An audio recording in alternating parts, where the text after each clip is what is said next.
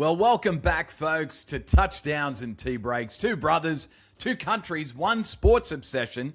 And it's episode number 8, Timbo, of Touchdowns and Tea Breaks. It's where Aussie sun meets American stadium lights and where cricket whites and gridiron helmets somehow make perfect sense in the same conversation. Timbo, let's get into it. Milano Cortina 2026. Come on. Go G'day, the Aussies. G'day, Jace. It's been a little while, mate. How you been?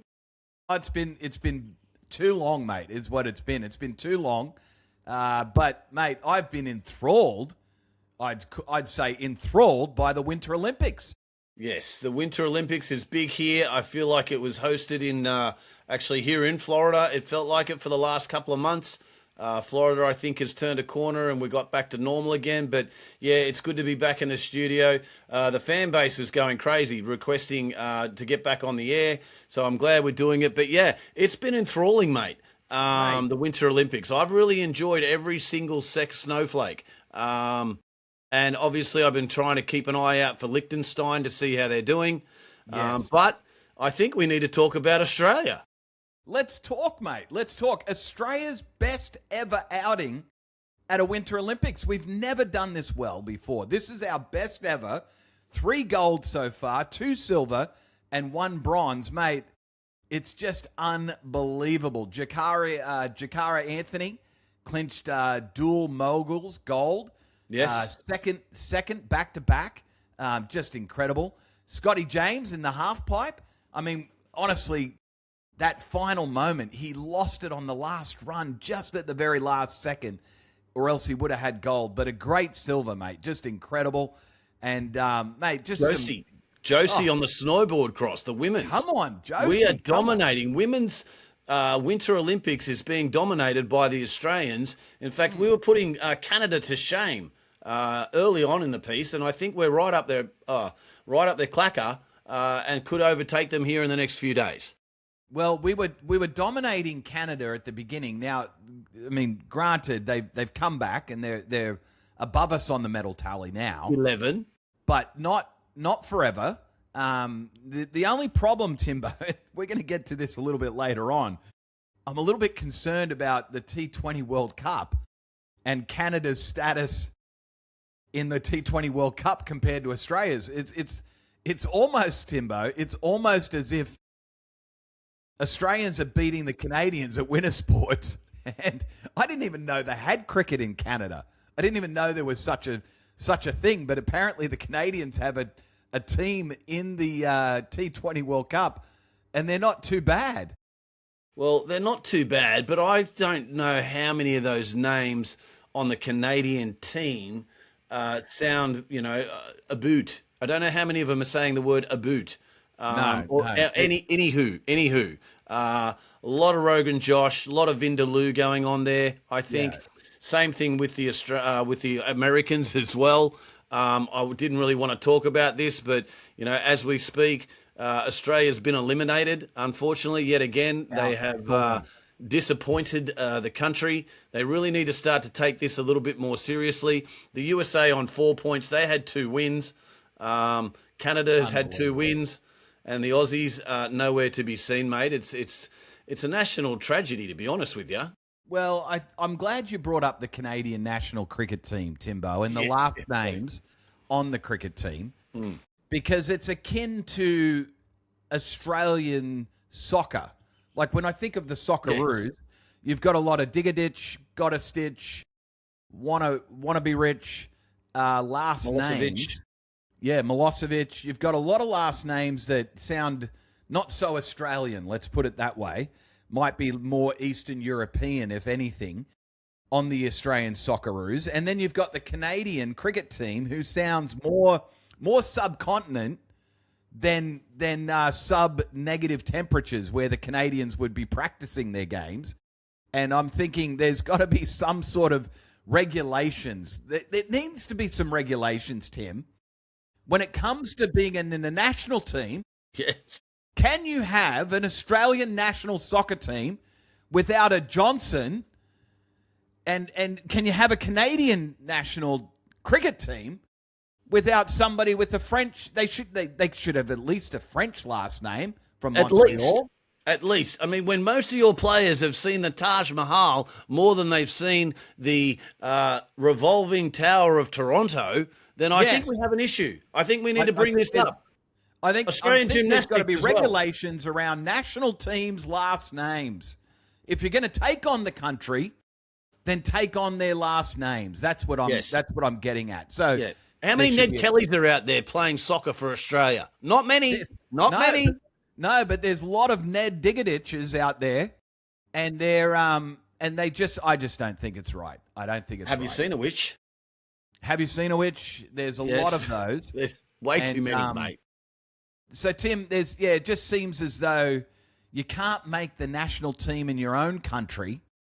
You go and get naturalized in another country where they don't even play the sport, and that's how you get on a national team. That's what it seems like to me. Well, that's how you get in the country too, but we're not going down that road. This is not the podcast for that. No, we're not getting into politics and immigration laws because both the United States and Australia are in a bit of hot water at the moment in regards to that. So let's move on, Timbo. Let's move on. NBA All-Star Game. Yes, that came and went quite quickly. It did, but not what we predicted, Timbo. Like, they've got this new format with the 3 teams. Finally, they came up with some names. I appreciate the fact that, we now have the Stars and the Stripes and Team World. That was helpful. Yep. Yes. But thoughts on what happened to Team World, and were these guys actually playing, or is it just another showcase of people shooting threes from the logo? That's completely what it's turned into be. The NBA is nothing like it was back in the 80s, the 90s, the Jordan era, even your mate Kobe. Those guys still had heart. These guys are just, half of them are the, all-star floppers. Maybe that's what they need to do. But we have talked about that earlier. But no, it sort of kind of come and went. There wasn't much buzz around it. People just don't seem to care. Even the slam dunk competition, like Anthony Edwards obviously was the MVP. USA Stars, they ran away with it, beating the USA Stripes. But people just don't seem to, aren't too interested, and whether it's, the NBA players on their soapboxes these days, they're a little too prissy, they can't really take a bump. I mean, I'd love to see these guys play against the Detroit Pistons back in the day with Bill Laimbeer. Absolutely. So, Timbo, what's your thoughts on how do we turn the NBA All-Star Game into something akin to, say, State of Origin in the rugby league, where these guys are putting their bodies on the line for the sake of their state? That's what I think we've got to get to in the NBA. We've got to see a bit of blood on the court. What would it take for the NBA All-Star Game to have that kind of passion and incentive behind it? What do you reckon? A lot of money, mate. It would take a lot of money. A lot of money. I think, agents, coaches that have to get in there. To be honest, I think you'd have to have more of a, I like watching the young rising stars more. They're out there trying to make a name for themselves. I just don't think the NBA, I don't see how they do it. I mean, that's why they've come up with, let's watch the guy bounce the ball up the court and pass the ball through a hole, like, what is that? The same thing with the NFL All-Star Game as well. I just do not see how they get around that. But, like you said, state versus state, mate versus mate, that's a completely different story. That's coming up, later on in the year. I can't wait till we can bring that to the world of sport. But I just think I don't know how you do it. I really don't know how you do it. Here's my suggestion, Timbo. This is my suggestion. I'm going to suggest that the winning team, before they start the NBA All-Star Game, they select a city. That team selects a city where the NBA Finals are going to be played. Hey. And so whoever wins gets to host the NBA Finals in whatever city they come up with. So I know you've got a number of players on each team. They're going to have to come up with some sort of discussion. Maybe it's a card game on the plane before they get to the NBA All-Star Game, and whoever wins the card game gets to say, "No, it's my hometown." So even if Oklahoma City Thunder, they make it into the NBA Finals, it doesn't mean it's being played in Oklahoma City. No, I mean, this would add some spice The game could end up being played in, say, Wichita, Kansas. And doesn't everyone love to go to Wichita? Everyone loves to go to Wichita.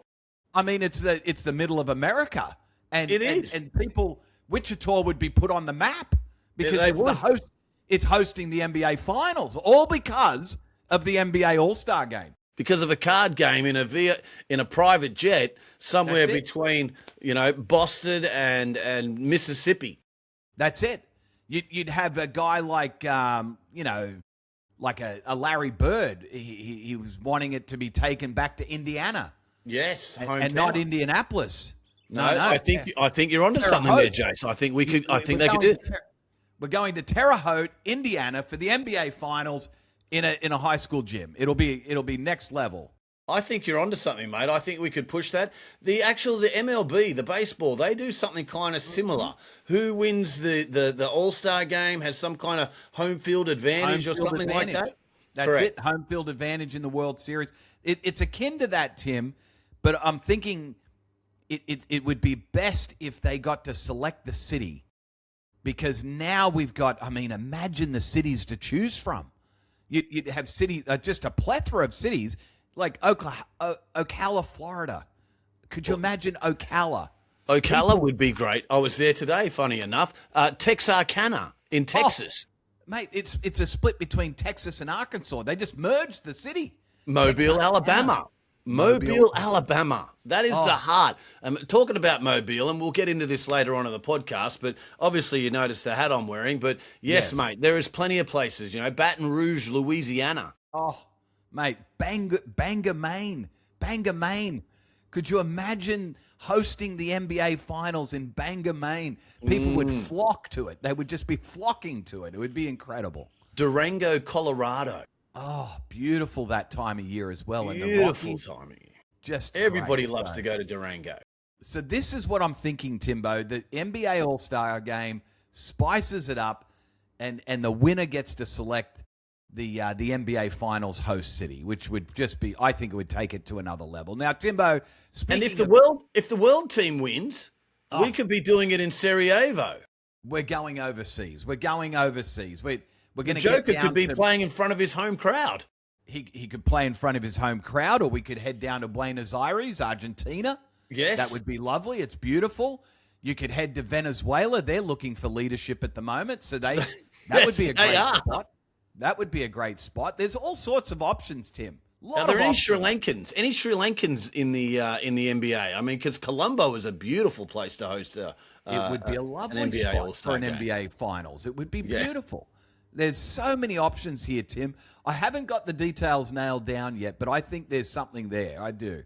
Now, Tim, speaking of hosting events, I mean, when it comes to entertainment, the entertainment capital of the world is Vegas, Las Vegas. Yes. Love what happens in Vegas stays in Vegas. Yes. And so we're talking NRL season kickoff, mate. I have been hanging for this one. Soon as the cricket finished in Australia, the Ashes wrapped up, I was looking forward to the NRL season kicking off. We've already got some pre-season games have been happening. Yes. But, mate, we've got a big kickoff coming up. What are your thoughts on the pre-season in Vegas? Who do you think's going to win those games? Mate, we've got some big matchups coming up, and they are some of the most Australian teams. I think we've discussed that before. We can't get any more Australian. We've got, I mean, I like St. George. I think they could be, one of the teams that does extremely well over there. So I'm going to be tipping Saints to win. Yep. The Dragons, for those who don't know who they are. And then I'm really looking forward to the other clash, which will be between, is it the Canterbury Bulldogs and Canterbury's going to go down to Saints, North Queensland Cowboys and the Newcastle Knights. Yes. The Novocastrians are probably a little bit closer to Sydney. They got the Johns brothers. There's a lot of heritage there. I love the Novocastrians. They got a good break coming off there. North Queensland Cowboys, mate. This is probably going to be a bit of an upset, but I'm going to go the Knights. Going the Knights over the Cowboys. Yeah, I'm going to go the Knights over the Cowboys. I just think there's going to be something in the water, as there always is in Vegas. You got to watch what you're drinking in Vegas. You might end up, in the boot of a car somewhere, a la The Hangover. But that's the two teams I'm looking forward to watching. But yes, I cannot believe the rugby league season is here already. This is the great thing about touchdowns and tea breaks, mate. We never get enough footy in our lives. We can't get enough footy. In fact, I just want to encourage anyone, if they're near Vegas, get to Vegas. The tickets are only $29 USD. That's a bargain. It's a bargain, $45 Australian, and you get one ticket, 3 games. I was there last year, Timbo. 3 great games. In fact, there was a 4th game that we got to watch as well. So things will probably kick off with Hull, the English Super League. Hull taking on the Leeds Rhinos. They're going to be playing. I don't know who's going to win that game. I'm picking Bulldogs over Dragons and Cowboys over Knights. That's my predictions for the Vegas games. And then, Timbo, last year in Vegas, the Australian women's team played against the English women's team, national teams. Australia dominated, but it was very entertaining, very, very entertaining. So lots happening in Vegas, Timbo, and I just want to highly recommend, after the experience last year, mate, get to Vegas. If you are close, $29. It's just incredible, incredible entertainment. So, Timbo, we've got to move on, though. Rugby league is heating up. I'm excited for this season. Yes. But we've got March Madness coming up as well, mate. I mean, this is the pinnacle of college basketball, and it's heating up right now. I'd love to hear your thoughts on what's happening. Who do you think's going to make it to the tournament? Are there any Cinderella predictions that you've got? And I got to say, I watched a game the other night, mate. Darius Acuff taking on, he was playing for Arkansas, the Razorbacks, yes, taking on the Crimson Tide of Alabama, went into double overtime. Acuff is a player, mate. I think he's got real potential in the NBA. What are your thoughts? What's happening in March Madness? Yeah, Acuff has got it. I mean, I think there's some people touting him that he could even go first-round pick. Wow. Obviously, we have a lot of ties, family ties to the Arkansas Razorbacks. Spending a lot of time on the Hilburn side. Uncle that went to school there. So I'm looking forward to watching those guys play in the March Madness. But, Michigan is looking really tough. Michigan, you've got your Houston, Duke's looking good. Arizona, who we kind of predicted at the beginning of the season to be doing quite well. Cinderella stories, mate, let's keep sticking with our Nebraska Cornhuskers, yeah?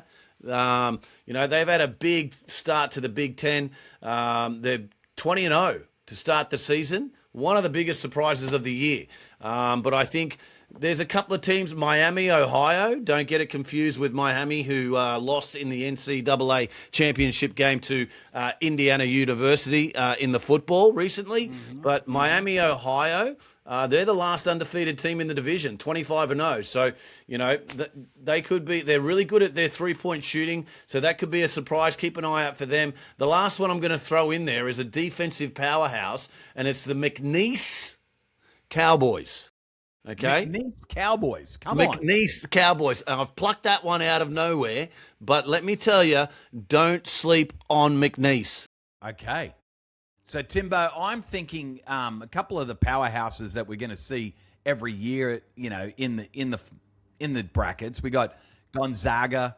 What are your thoughts on them? Duke looking good right now. Arizona, UConn. Duke. Duke. I know you hate Duke. I know you hate them, but mate, they're up there again, ranked number 3 at the moment. Like, there's some real powerhouses that are there again, and I think you got to pay attention to some of these schools that have got a long history of basketball dominance, and I think it's going to be the year of one of these blue bloods when it comes to the NCAA championship. It's in Indianapolis this year, Timbo. Kansas as well, yes. Indianapolis is in there. Lots happening. Mate, there's a lot happening. I mean, you've got that Darren Peterson, mate. He is so good for Kansas.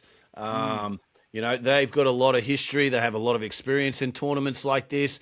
Obviously, like you said, Duke, North Carolina Tar Heels, nowhere to be seen. No one's even talking about them these days. But I think it's going to be a great tournament. Let's just put it that way. It's obviously a massive thing here in the States. Everyone comes out with their brackets.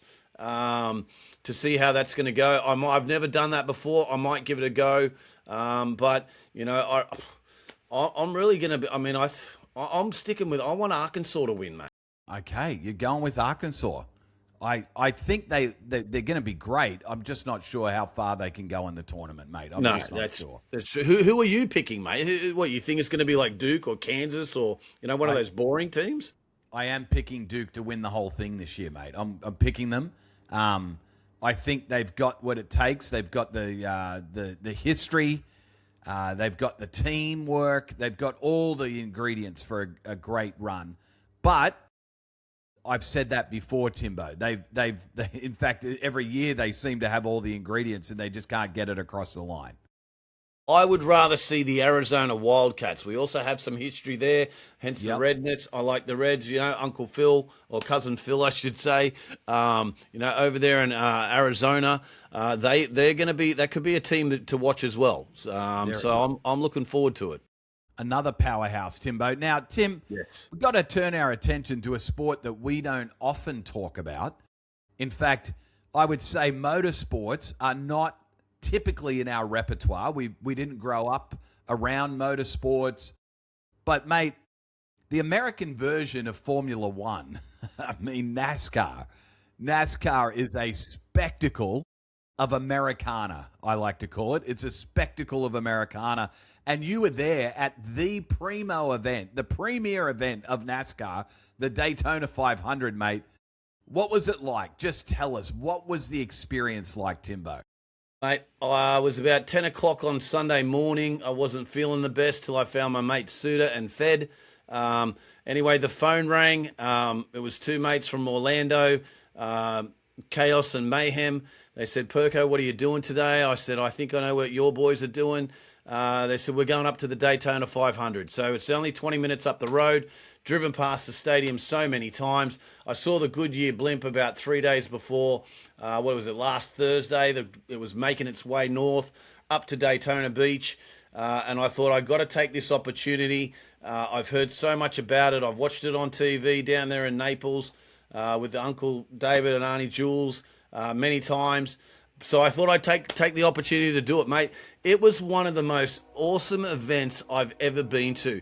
It is the most American, it is the most redneck bogan thing that you will ever encounter in your life. Let's just start with the fact that you can actually go across the road to the 7-Eleven, buy a carton of beer, bring it into the stadium. I walked in there and I'm like, why isn't there any lines here for beer? And why would you be paying $9 a beer when you can go across the road and buy 24 for about $15? Now, mind you, it's a choice of Bud Light, Budweiser, Miller Lite.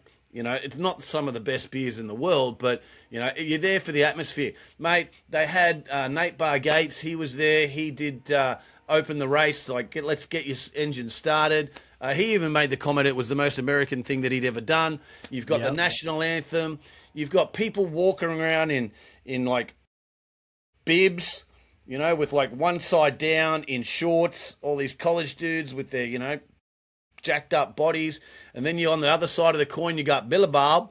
Billabong, he just showed up from Tennessee and he's got the cowboy boots on. He's got them raggedy looking shorts on, and then he got this shirt on that is just the red, white, and blue Star-Spangled Banner all over him. He's got the straw hat going. It was one of the coolest things I've ever seen in my life, mate. We had perfect seats, 28 rows up. We was right there in front of turn 1. We could see him come off turn 4, come straight up the thing, straight up the straight where they start the race and where they finish the race. It was electric, mate, to be honest with you.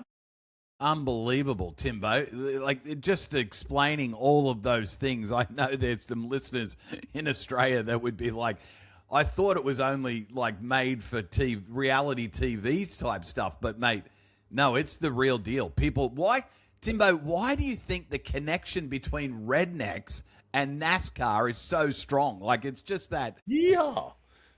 Oil, like grease monkeys, people working on their cars, hot rods. It's so connected to the redneck culture. It really is. And, I don't want to denigrate anybody. You know me. I appreciate everybody. but maybe it's got something to do with all you got to do is go left-hand turn after left-hand turn after left-hand. There's like, I mean, I know you're doing 200 miles an hour, and let me tell you, when those guys are slamming on the brakes, like they are touching cars when they're going around those corners. So I'm not trying to, take away from the skill factor, but you are just going around in a circle. I have been on some farms out there in the Midwest, in Indiana, Arkansas, Texas, wherever, and sometimes I feel like I'm just going around in a circle. I guess the opposite to it, I've also been to the Monaco Grand Prix back in my backpacking days around the world. That was a little different. You've got the Monaco scene with the boats, the $1 million boats. Slightly different dollars involved, slightly different money. A little bit different, but mate, I'm so glad that I went. I would recommend it to anybody. I would do it again. We were actually on Team Chase Elliott, so the lads were telling me, I'm like, who are we on? So obviously we got a stubby holder here. Yep. They call them beer koozies in the United States of America, but stubby holder. I had to go with this one. Like I said, okay, boys, I don't really know much about who's running. Anyway, they said, listen, we're on Chase Elliott. The only problem I had with Chase Elliott is when I looked up the colour of his car and the colour of his team, it was Parramatta. It was not the Parramatta Eels.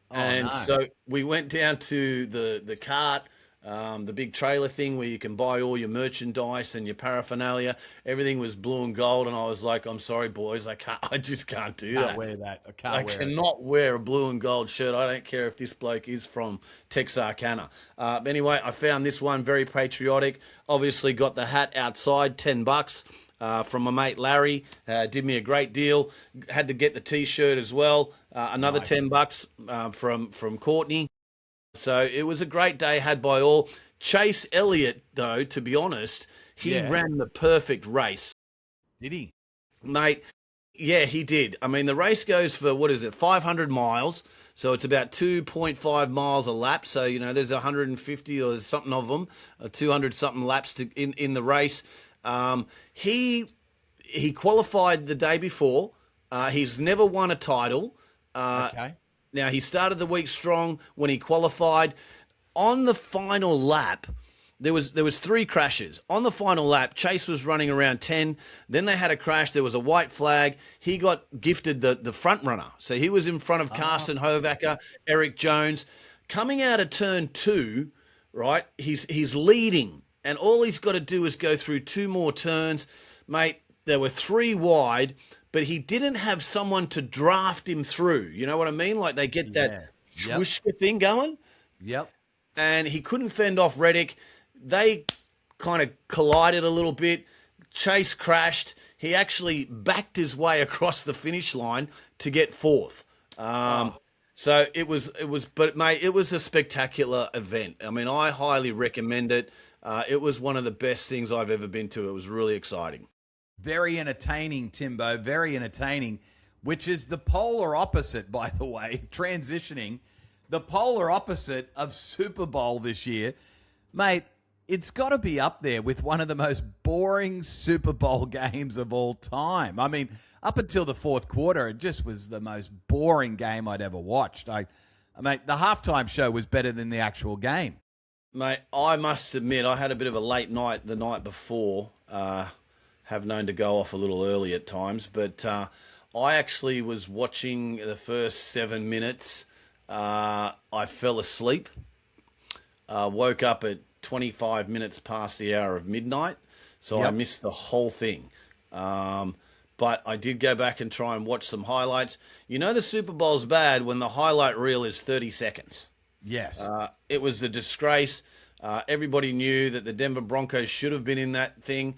I'm not one to go back into history and rewrite history, but, Seattle, they kind of were gifted it, really. I mean, they did have the Aussie punter, yes, and what a punter he is, mate. That kid knows how to punt. If it wasn't for the Aussie, I don't even think Seattle would have been in it. No, I don't think they would have either. I think the Australian was the one who really won it for them. Now, I've just heard a little bit of news today. My people came to me, and there's word on the street, and this is an exclusive, right? You're going to hear it first here on Touchdowns and Tea Breaks. There is a little story brewing of the Seattle Seahawks maybe changing ownership. Oh, okay. And there is somebody that's in the mix that Seattle loves. They love this guy. Yeah, the people of Seattle, that northwest whole region, you know. You're not talking about Russ. Cousin Heather. No. They love this guy even more. I'm talking about the President of the United States might be getting back into professional sports and would love nothing more than to buy the Seattle Seahawks. Wow. And I think you've heard it first here on Touchdowns and Tea Breaks, mate. Let's see how this story rolls. Wow, that'll be very interesting. Cousin Heather is going to be so happy. I bet she will be. Well, Timbo, we've got to wrap things up with ski mountaineering, Timbo. We talked about it last episode. Yes, we do. We talked about it, and we've got, I mean, the mixed relay still hasn't finished, but the finals are in, and Timbo, neither of us had very good predictions. Well, gold in the women's sprint final, gold has gone to the Swiss. The Swiss have taken the gold. And in the men's sprint final of all countries, I would have never predicted this, Timbo. India? Spain has taken gold in the men's sprint final of ski mountaineering. Now, the mixed relay is still coming up. That's going to be happening today. So we can catch up on that. It'll be a very exciting event, mixed relay. Actually, it's happening on Saturday, tomorrow. But very exciting, Timbo, to see the end of ski mountaineering in the singles event. Timbo, we've had a great show. I mean, we've talked about a lot of different sports, Timbo. You've got more though. I've got two things I need to say. I was predicting Liechtenstein. Now, unfortunately, Liechtenstein missed the plane. They didn't get there. They couldn't do it. But Liechtenstein is the only nation to have won all of its Olympic medals in the Winter Games. There's no other team that has ever done that before. Okay? Right. So let's get on the back of Liechtenstein and Spain. People don't know, obviously Spain have done extremely well in this Olympics. Just one little tidbit I also want to throw out there about Spain. Spain actually introduced horses to the Americas, okay? Just want to throw that out there. Little inside joke. Some people might get it, some people won't, but it was Spain, and his name was Cortez, okay? Thought I'd chuck that in. But yes, Jason, it's been an awesome show, mate. Timbo, speaking of Liechtenstein, they've only won medals in the Winter Games. If the Liechtensteinians, I think that's what they're called, were Liechtensteinians, if they were to win a medal in the Summer Games, what sport do you think Liechtenstein would win it in? Which of these summer sports do you think they have their best chance of medaling in? And I mean, this could be something, if the Liechtenstein Sports Commission, which I know they listen to Touchdowns and Tea Breaks, this may be just a hot tip for them to start investing financially into that sport. Which one is it? Well, one sport that comes to mind that I think they would do a lot better than what Australia has done in the past, it could be the breakdancing. Dancing, yes. Or it could be Stein carrying, because where the Stein came. Where the Stein came from. It came from Liechtenstein. Yes. Now, I do think breakdancing, Tim, is something that they could have a shot at, because the truth is, I mean, Australia, we had a shot at it. I mean, we didn't have a very good shot at it, but I mean, it didn't take much to get into the sport. In fact, I would say you don't have to have any experience. So the Liechtenstein, Australia's proven that you can have a competitor in the sport with little to no experience. So Liechtenstein, there's something to pay attention to here. And I wouldn't be surprised if we get some correspondence from the Liechtenstein or the Liechtensteinians Olympic Committee that reaches out, that might latch onto this idea, and they might want to learn more about it. So, I'm quite happy to offer my services, to Liechtenstein. I'd even volunteer to do it. But I would love to see them on the world stage in the Summer Olympics here in America and try and win themselves that summer gold medal. LA 2028. Liechtenstein breakdancing team coach. Yep. You heard it first here, folks. Timbo, the new coach of the Liechtenstein national breakdancing team for the Summer Olympics in Los Angeles. I think there's something to this. Yeah, I would like to. I mean, I'm all for the underdog. I'd like, bringing people into new things, supporting the underdog. And I think Liechtenstein, it could be something that really opens it up for their Summer Olympic campaign. They could go from the breakdancing, even lawn bowls. Lawn bowls needs to be in the Olympics. If you're going to have breakdancing, why don't we have lawn bowls? I mean, the Canadians can cheat in curling where they actually push the little thingy along. So why don't we have lawn bowls? I think lawn bowls would be a great addition. Lamington eating whilst playing lawn bowls. That's my tip. Next time, Australia's got we got Olympics coming up soon too. I think in 2032 in Brisbane Games coming up, 6 years away. In fact, we've got a lot of infrastructure being built in Brisbane as we speak, which causes traffic mayhem. Is basically what we're going to experience for the next 6 years. But enough of that, Timbo. Yes. We've got to be thinking about the next episode. We've got March Madness coming up. We'll be talking about that. We'll be recapping the NRL. Come on, Manly. Can't wait for Manly to get in there. We've got the Olympics. We'll know who won at the end, all of the things. And T20 World Cup. There's a lot riding on the next episode, Timbo. But until then, this has been Touchdowns and Tea Breaks, where we mix Australian and American sports. And actually, we delve into Liechtenstein sports world as well. So that's been the show. Have a great week, everyone. We'll talk to you on the next episode. Last words, Timbo? Look forward to seeing you guys next time I see you. Have a good week. See you then.